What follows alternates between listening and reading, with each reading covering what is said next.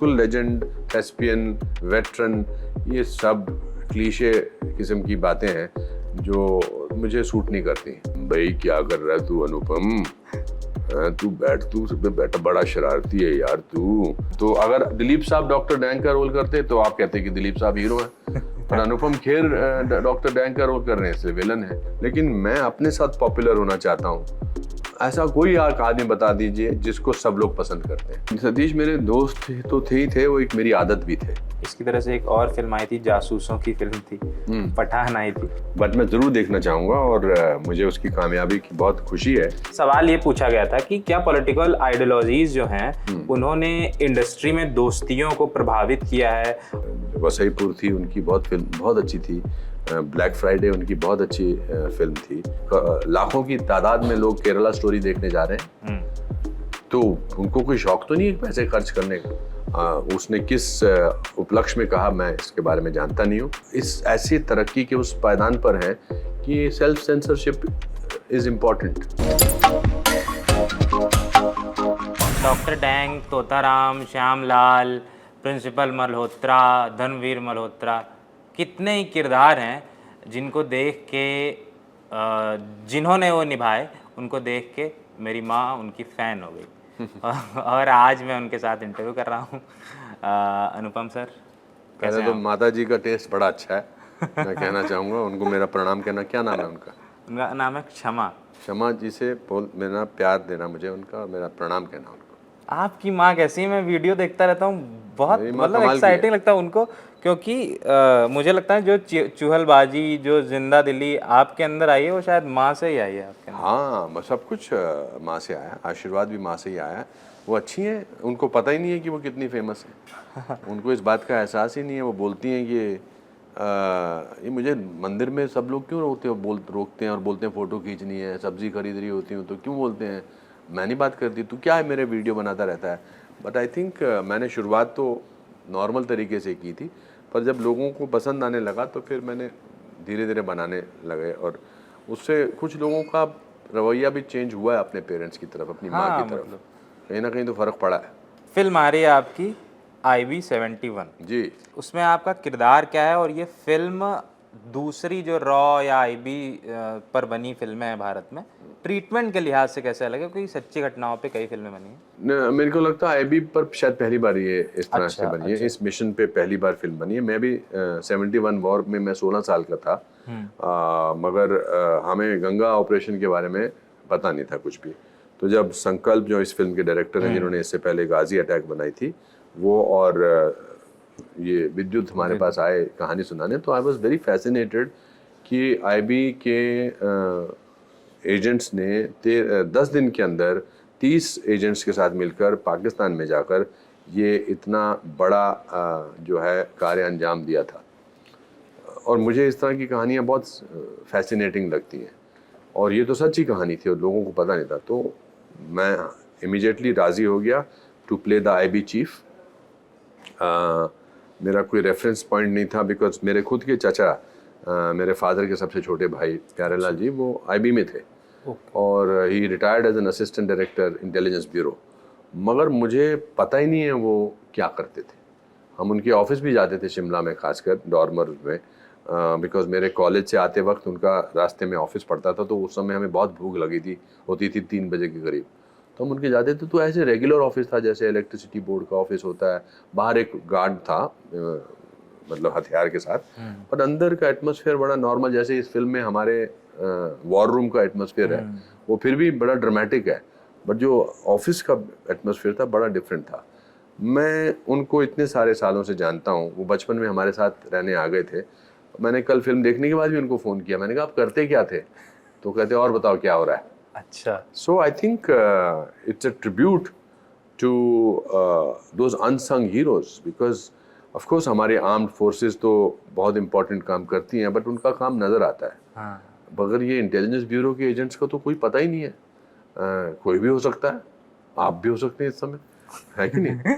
तो मतलब कुछ भी हो सकता है ना, क्योंकि किसी को पता नहीं है। बट वो फिर भी किसी के भाई हैं, किसी के पिता हैं, किसी के बेटे हैं, and for them to go to this mission in IB71 from Srinagar to plane hijack जब होता है बिना किसी हथियार के, मतलब बहुत बहुत ही अचंभित करने वाला ये मिशन था।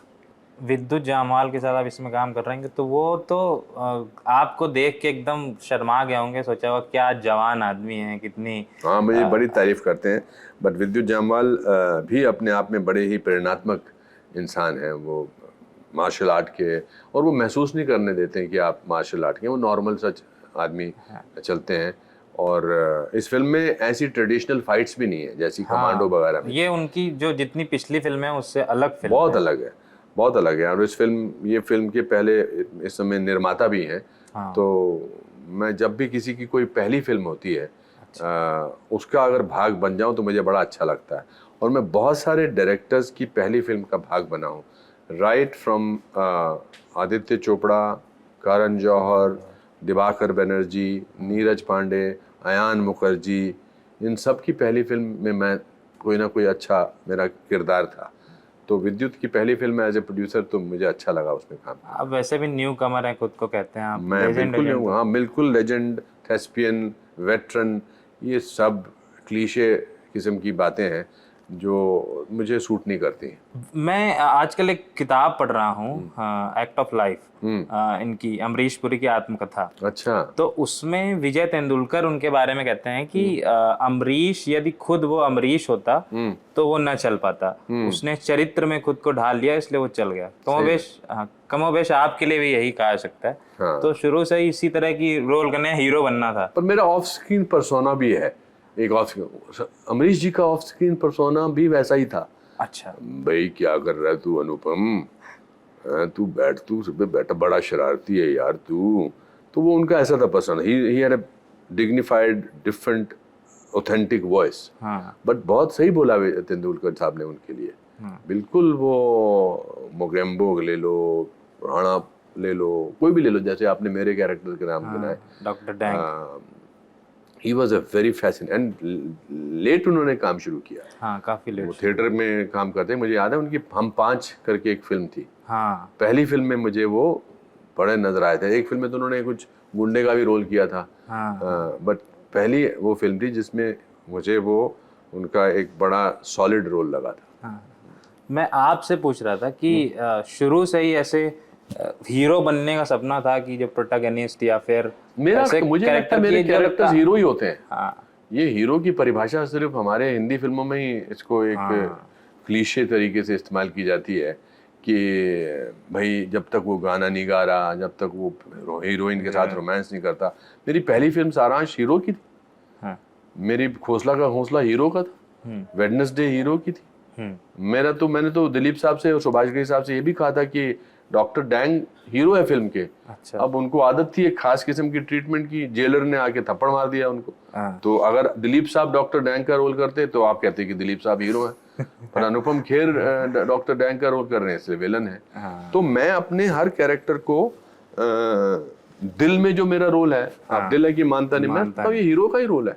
ये हमारे यहाँ पर एक अनपढ़ लोगों ने कहा कि ये कैरेक्टर एक्टर है, ये विलन है, ये कॉमेडियन है, और एक्टर नहीं किसी को कहते थे। अब ऐसा नहीं होता शायद। टाइगर श्रॉफ जैसे लोग हैं या फिर विद्युत, तो खैर अभी उन्होंने ये फिल्म एकदम अलग कर ली अपने एक्शन से, पर इनके ऊपर एक ठप्पा लग जाता है ना, एक्शन स्टार का ठप्पा। तो आगे चल के जब ये आगे बढ़ते हैं तो इन्हें किरदारों में या दूसरे किरदारों में ढालने में खुद को कितनी दिक्कत होती है। जैसे या इसी जगह सलमान को देखे तो वो आज भी अपने एक्शन के दम पे ही चल रहे हैं। तो इसी सिनेमा में एक्शन लोगों को आसानी से पसंद आता है। अच्छा। अब चाइनीज फिल्में होती हैं जो डब्ड फिल्में होती हैं, बहुत सारे लोग देखते हैं, हम लोगों ने, है ना, हमने भी बहुत देखी है। साउथ की पहले जो फिल्में आती थी उसमें भी जो डब्ड फिल्म होती थी, फाइटर्स जो होते थे, कमाल हमें लगती थी। तो action is something which people like to watch because it's thrilling. But मुझे लगता है कि टाइम अब आ गया है जब लोगों को थोड़ा सा अपने आप को रीइन्वेंट करना चाहिए। एक्टर्स को भी जो कर रहे हैं, जो मुझे लगता है कर रहे हैं सब कुछ अलग अलग। सिनेमा का ये बेस्ट फेज़ है मेरे हिसाब से। मैं बड़ा आशावादी आदमी हूँ। मुझे हर फेज़ में कोई ना कोई अच्छा ही लगता है। मुझे लगता है जो कोविड हुआ 2 साल जो हम लॉकडाउन में थे, लोगों ने अलग अलग किस्म की फिल्में देखी, ऑडियंस ने, उन्होंने इंटरनेशनल फिल्में भी देखी, रीजनल फिल्में भी देखी। उसकी वजह से उनका टेस्ट थोड़ा सा और विकसित हो गया है। तो अब वो ऐसी कैसी कोई फिल्म नहीं देखते हैं, वो कहते हैं कि हमें कुछ दिखाओ जो ओरिजिनल है। तो आई थिंक अमृत मंथन में जैसे विष भी निकलता है और अमृत भी निकलता है, people will I am sure री इन्वेंट देमसेल्व्स। आपका एक वीडियो देख रहा था, उसमें आप एक कविता पढ़ रहे थे कि ऐसा नहीं कि मुझ में कोई ऐब नहीं है, पर सच कहता हूँ मुझ में कोई फरेब नहीं। फरेब तो नहीं है, आप जो हैं वो वो दिखाते हैं सोशल मीडिया। आसान होता है, आप सच के साथ जियो, उसमें कुछ लोगों को परेशानी होगी, कुछ लोगों को साथ, लेकिन मैं अपने साथ पॉपुलर होना चाहता हूँ। ऐसा कोई आदमी बता दीजिए जिसको सब लोग पसंद करते हैं। हाँ, ऐसा हो ही नहीं सकता। आपकी पर्सनालिटी एक भले आदमी की है, मुझे ऐसा मेरे को महसूस हो सकता है, और मुझे कभी गलत साबित भी मत करना। ऐसा नहीं कि आपके नापसंद करने वाले बहुत लोग होंगे कि क्या समझता है अपने आप को। तो मैं इस गेम से बहुत पहले निकल गया था कि सब लोग मुझे पसंद करने चाहिए। एक दौर था जब मैं चाहता था यार everybody should love me, but वो फिर चीज जो है आपको मैनिपुलेट करवाती है। Then people start manipulating you कि you want us to like us, तो then be like this as a person. फिर मैं उससे निकल गया चंगुल से। मैंने कहा यार मेरे को जो पसंद है, अपने साथ पॉपुलर होना चाहता हूँ, जो मुझे ठीक लगे मुझे वो बोलना चाहिए। और उसमें कुछ लोगों को परेशानी होती है, कुछ लोगों को, पर फरेब में नहीं है मिलने। ऐब है कोई? हाँ, ऐब तो बहुत होंगे। मैं अभी तो मैं अपने आप को फिजिकली थोड़ा चेंज किया। मैंने मीठा नहीं खाया पिछले 4 महीने से। मीठा आपको बहुत पसंद है? आप? मैं पागल था मीठे के लिए। ऐसा मेरा कोई मील नहीं होता था जिसमें मैंने मीठा ना खाया हो। मेरे घर में 11 साल हरे रामा हरे कृष्णा से रसगुल्ले आते थे। 11 साल उनके बड़े कमाल के रसगुल्ले होते हैं। मैं रात को खाता था, फिर मैं शूटिंग से जाते जाते बीच में लंच में भी जाने लगा कि खा लो। और चॉकलेट मूस कह लीजिए आप, तिरामिसू कह लीजिए, गुलाब जामुन कह लीजिए यहाँ पर नत्थू के, मुझे वो छेना मुर्गी बहुत पसंद थी। मैं तो मतलब ऐसा हो ही नहीं सकता था। तो 4 महीने पहले मेरी जो ट्रेनर है दीपा, उसने कहा कि मैं आपका फैट कंटेंट देखना चाहती हूँ। मेरे पास एक मशीन है, वेइंग मशीन है और एक ऐप है, मैं आप इस पे चढ़ के देखिए। तो उसमें मेरा फैट कंटेंट ज़्यादा आया। तो कहती अनुपम जी आप 5-7 दिन के लिए छोड़ दीजिए। मैं मीठा छोड़ दूँ? क्यों भाई? कहते नहीं छोड़। तो मैंने कहा चलो छोड़ देता हूँ। तो मैंने 1 दिन छोड़ा, 2 दिन छोड़ा, परेशानी हुई। फिर 1.5 महीने बाद मैंने कहा अब मैंने 1.5 महीने तक कोई मीठा नहीं खाया, तो अब आप मशीन लेके आइए। वो लेके आई और मशीन पे फैट कंटेंट फिर उतना ही आया। तो मतलब मशीन खराब थी। मैंने वो मशीन उठाई और घर से बाहर फेंक दी। मैंने कहा इसकी वजह से मैंने 1.5 महीने मीठा नहीं खाया। फिर मैं कंटिन्यू करता रहा। तो ये ऐब था, मतलब ऐब नहीं है। I think if you quit मीठा for 14 days it makes a lot of difference in your life. ऐब बहुत है, आई एम श्योर बहुत सारे ऐब है। ऐसा कोई इंसान ही नहीं है जिसके में अंदर ऐब नहीं है। सतीश कौशिक की डेथ हम लोग के लिए बड़ा एकदम शॉकिंग रही। हम लोग एक वीडियो देख रहे थे आपका। जी जी। आप थे, अनिल कपूर थे, बहुत आप लोग फूट फूट के रो रहे थे। कितनी गहरी दोस्ती थी कि मतलब बोलने के लिए वो आते हैं, स्टेज पे आ नहीं पाते हैं, वापस हो जाते हैं। देखिए सतीश मेरे दोस्त तो थे ही थे, वो एक मेरी आदत भी थे। 48 ईयर्स से हम एक दूसरे को जानते थे। यहीं पर दिल्ली में नेशनल स्कूल ऑफ ड्रामा में जुलाई 75 में हम दोनों साथ में बैठे थे। तो फिर मेरे पास बैठ के उसने मुझे बोला कि यार मैं तेरे साथ नहीं बैठता, तू बहुत गोरा है तो कंट्रास्ट जल्दी नज़र आ जाएगा। तो मुझे उसकी बात में बड़ी हंसी आई।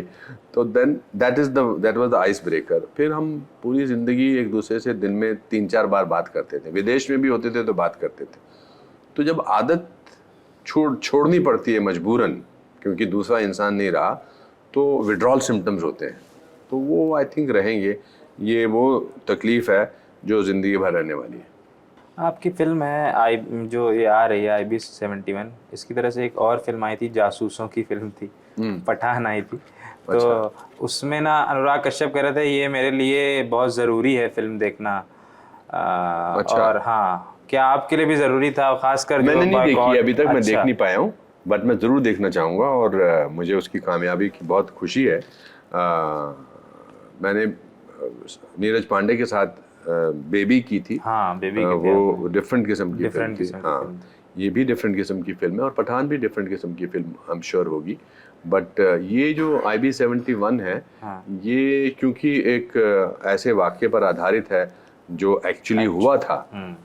कल हमने फिल्म देख ली कुछ ऑडियंस के साथ, कुछ हमारे मीडिया के दोस्त भी थे जो आसानी से ताली नहीं मारते हैं, बट अच्छा लगा मुझे। बीच बीच में उनका भी जो रिएक्शन था बाद में मुझे मिले भी थे, तो उस रिएक्शन को देखने के बाद मुझे लगता है कि this is a very important film of 2023। Anurag Kashyap की बात हुई थी, वो आए थे हमारे यहाँ इंटरव्यू में, तो उनसे बात हो रही थी कि वो कह रहे थे कि मेरे और अनुपम जी के डॉक्टर सेम है, तो हम लोग मिल जाते हैं कभी कभी। तो वो मुझसे कहते हैं कि मेरे साथ कब काम करोगे, और जो उनका बेटा है सिकंदर खेर, सिकंदर मेरे बहुत अच्छे दोस्त हैं। तो उनसे ये सवाल ये पूछा गया था कि क्या पॉलिटिकल आइडियोलॉजीज जो हैं उन्होंने इंडस्ट्री में दोस्तियों को प्रभावित किया है, और ख़ासकर जब सोशल मीडिया का दौर है तो वो आइडियोलॉजीज बहुत प्रकट हुई हैं, लोग बोलते हैं उस पर खूब सारा। हाँ, होनी भी चाहिए आइडियोलॉजी। आपके पत्रकारों में भी कितनी है, मीडिया में भी बहुत है, होने चाहिए। ये हम तो ऐसे देश को बिलोंग करते हैं जहाँ पर आइडियोलॉजी और उसका प्रखर तरीके से पूरा हम बयां भी करते हैं। मैंने वो इंटरव्यू नहीं देखा, but if he has said that, yes, doctor जूल गमादिया हमारे दोस्त हैं, वहाँ मिलते रहते हैं, और मैं काम सबसे मांगता हूँ। हाँ। मुझे लगता है कि काम मांगना में कोई छोटी बात नहीं होती है, और I would like to work with him. Some of the film that he has made are very good films. Wasseypur थी उनकी, बहुत अच्छी थी। ब्लैक फ्राइडे उनकी बहुत अच्छी फिल्म थी। मैंने जो रिसेंटली उनकी फिल्में आई हैं मैंने नहीं देखी हैं, मगर he is a very fine director. And ideology काम में नहीं आनी चाहिए। हाँ। आप किसी डॉक्टर के पास जाते हैं, डॉक्टर आपको इसलिए नहीं देखते हैं कि वो आपकी आइडियोलॉजी मेल खाती है उसके साथ कि नहीं। उसका काम है कि वो सबको देखे। आप कहीं भी जाते हैं, सब्जी खरीदने, कुछ भी करते हैं, आइडियोलॉजी और होनी भी चाहिए। उसमें क्या है, स्वतंत्रता का यही तो फ़ायदा है कि आप अपने मौलिक अधिकार का इस्तेमाल कर सकते हैं। और ये एक ऐसी चीज़ है जिसको हम अभी थोड़ा सा अलग तरीके से देखने लगे हैं, अनफॉर्चुनेटली। बट इससे पहले भी, सोशल मीडिया से पहले भी, हमारे कलाकार, पत्रकार, उनकी अलग अलग, देखिए मेरे हिसाब से जो आदमी वोट देता है उसकी अपनी एक आइडियोलॉजी होती है, क्योंकि वो किसी चुनाव चिन्ह पर मोहर लगाता है, तो दैट मीन्स ही थिंक्स। अब वो आमतौर पे दुनिया को नहीं बताता है, बट आइडियोलॉजी तो है। अब हम इसके बारे में बात करने लगे हैं। हाँ, यही था कि आप प्रकट लोगों के सामने, बिकॉज सोशल मीडिया आ गया है। We want to talk about it, we want to take stand for what we think is right. मेरा स्टैंड हमेशा देश के साथ होता है, हमेशा, क्योंकि मैं सारे वॉर्स देख चुका हूँ।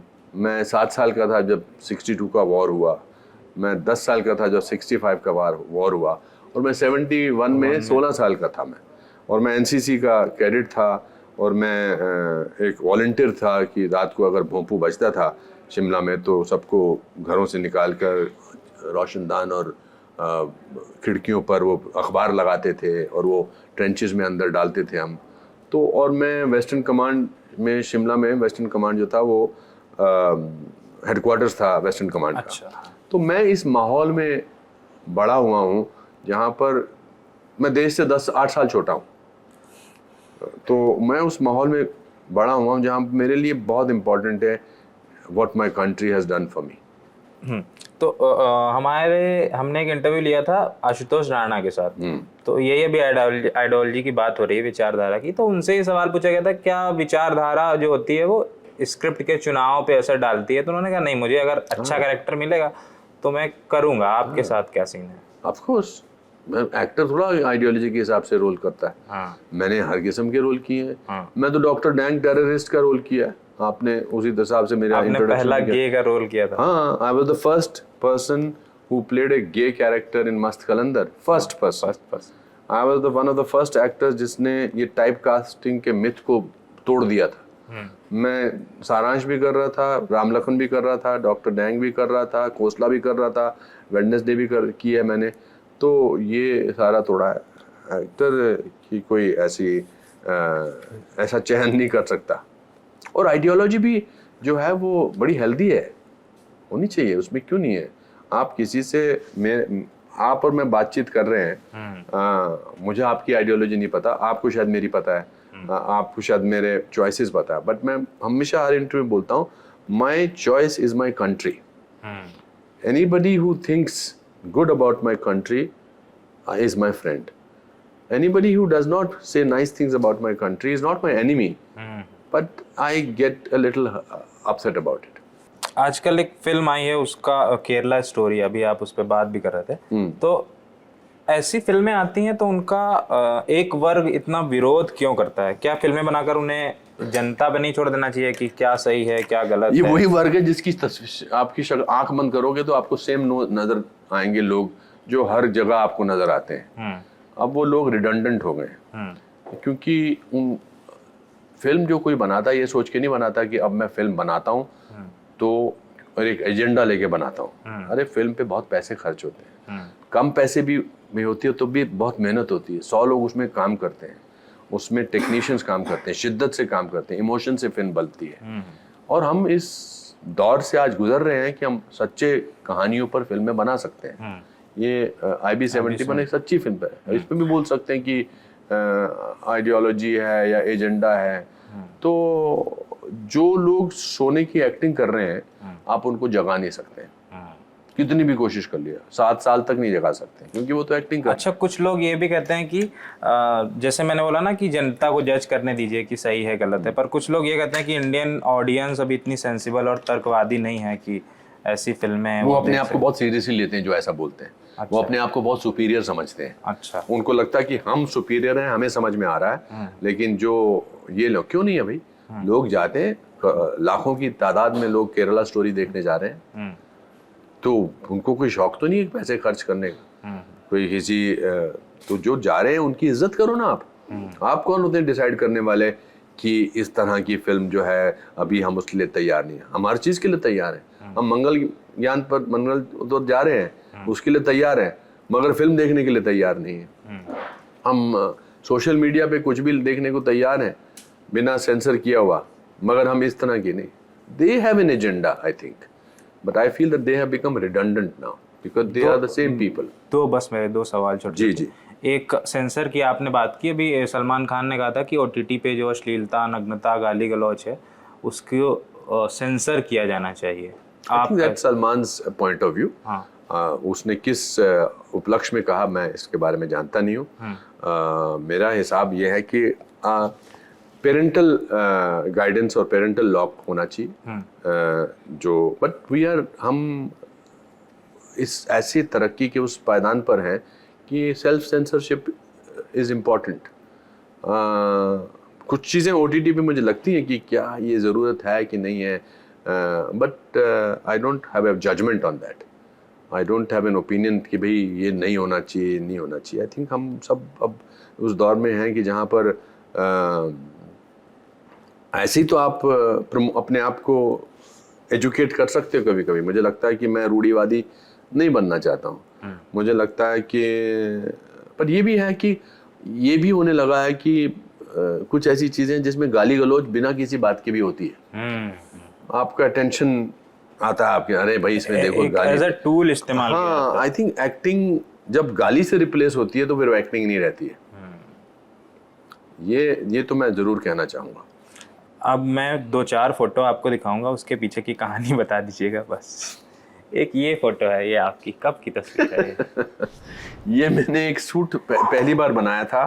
एक मोहतरमा से मुझे नया मतलब मोहब्बत हुई थी और उसने, ये मेरे प्ले में भी है, कुछ भी हो सकता है मैं, उसने कहा था कि मैं तुम्हें तभी चुम्बन दूंगी अगर तुम सूट पहन कर आओगे. अच्छा. क्योंकि मैं साड़ी पहन कर आ रही हूँ. तो मैं देव साहब की नकल उतारता था, तो ये मैं शायद इस सूट में देव साहब की कहीं नकल उतार रहा था. अच्छा, अगली ये तस्वीर है सर, इस पे बहुत मीम बनते हैं. बहुत मीम बनते हैं. अच्छा, ये मैंने ये कुछ होता है कि वो मीम है प्रोफेसर मल्होत्रा को जब उनका फोन आता है ब्रिगेंजा का. ये ऐसे डिसाइड नहीं हुआ था सीन ऐसे शूट करना है, पर मैंने करण को कहा यार ये थोड़ा सा ओवर द टॉप कैरेक्टर है. तो इसीलिए मैंने जो अपना आई पैच है वो पाँव में बांधा है और ये सब इम्प्रोवाइज करके ये सीन हुआ था. इसका ऐसे करने का कोई मकसद नहीं था। तो वो जब सब मैं कर रहा था तो सेट पे बहुत हंस रहे थे सब लोग, और ये इसके इतने मीम्स आते हैं कि मुझे बड़ा मजा आता है। This is the most famous meme for this picture. 2 और तस्वीरें हैं सर। हाँ, ये पता नहीं कहाँ, ये आई थिंक किसी इवेंट की पिक्चर है। अपने तीनों सीरियस लग रहे हैं, तीनों इधर उधर देख रहे हैं, सिर्फ मैं और शाहरुख जो हैं वो कैमरा को देख रहे हैं। बट ये कहाँ मैं कुर्ता पहन के गया हूँ मुझे इसका कुछ एहसास है नहीं। ये किसी सुभाष घई साहब के किसी फंक्शन की फोटोग्राफ लगती है। एक और है। हाँ, ये उत्सव की फिल्म उत्सव की फोटोग्राफ है। ये मैं इसमें मैं इसमें हमेशा कहता हूँ कि मेरा बड़ा रनिंग रोल था इसमें, क्योंकि मैं पूरी फिल्म में जो है वो शशि कपूर जी के कैरेक्टर के पीछे भागता रहता था। ये मेरी पहली फिल्म थी जिसकी कास्टिंग हुई थी, बट ये फिल्म सारांश के बाद आई, और मैं पहली बार शशि कपूर जी के साथ ट्रैवल किया था दिल्ली से भरतपुर तक। अच्छा। क्योंकि मेरी गाड़ी जो लेने आई थी वो आई नहीं थी, तो शशि जी ने मुझे कहा मैं अकेला जा रहा हूँ, तुम आके बैठ जाओ। मैंने कहा शशि कपूर, तो मैं चाहता था कि हर ट्रैफिक लाइट पर गाड़ी रुके और लोग मुझे देखें कि मैं शशि कपूर जी के साथ बैठा हूँ। वो गाड़ी में बैठती सो गए थे, और हमारा चेंजिंग रूम भी एक ही था। तो ये उसकी फोटो है। I think that it's a beautiful picture. Thank you sir. एक बस लास्ट सवाल कि आपने कश्मीर फाइल्स की, कश्मीर फाइल्स एक ऐसा रोल की जो आपने लगभग जिंदगी देखी है वो, और एक दर्द वो स्क्रीन पे दिखता भी है कि आप वो ओन करते हैं आप उस रोल को। जी जी। तो ऐसा कोई दर्द या फिर ऐसा कोई कैरेक्टर जो अभी आगे आप निभाना चाहते हो? मैं एक फिल्म की है हमने बल्कि प्रोड्यूस भी किया, द सिग्नेचर। अच्छा। ये सिग्नेचर एक ऐसे आदमी की कहानी है, ऐसे 65 साल के बुजुर्ग की कहानी है जिसकी वाइफ वेंटिलेटर में है, और डॉक्टर उसको कहते हैं कि आप ये पेपर पे साइन कर दो ताकि अब इनका वेंटिलेटर हटा सकते हैं। और तो वो डॉक्टर से पूछता है कि चांसेस बचने के कितने हैं। तो कहता डॉक्टर तो कभी भी नहीं कहेंगे कि बचने के चांसेस नहीं। तो फिर वो कहता है कि मैं कैसे साइन करूँ। वो जो पूरी कहानी है मुझे बहुत अच्छी लगी है। I think that's something which is very very very very different and difficult. मैं अपनी ज़िंदगी के इस दौर में बहुत अलग अलग कैरेक्टर्स कर रहा हूँ, और मैं बहुत ऊपर वाले का शुक्रगुजार हूँ। मैंने अभी एक फिल्म YRF की शुरू की है, विजय 69, हाँ, जिसमें 69 साल की उम्र में एक आदमी डिसाइड करता है कि वो ट्रायथलॉन दौड़ेगा, मैं पार्टिसिपेट करेगा। तो मुझे स्विमिंग नहीं आती थी, मैंने अभी 1 महीना पहले ही स्विमिंग करना शुरू किया है। तो ऐसे कैरेक्टर हैं जो मैं इमरजेंसी में काम कर रहा हूँ। कंगना की फिल्म जो है बहुत इंटरेस्टिंग कैरेक्टर है। अनुराग बासु की फिल्म है मेट्रो इन दिनों, बहुत अच्छी। कागज में भी मेरा बहुत अच्छा रोल है जो सतीश जी ने बनाई थी। तो I think we are in the golden period of cinema these days, खासकर हर एक के लिए, एक्टर्स, टेक्नीशियन, सबके लिए अलग अलग कहानियाँ बन रही हैं। अभी देखिए वो एलिफेंट विस्पर को ऑस्कर मिला, कितनी कमाल की बात है। मैंने फिल्म देखी, वेरी मूविंग, विनीत मोंगा की। तो I am very excited that I am at a place where I can choose my characters and really do show my possibilities of acting. Thank you sir, thank you so much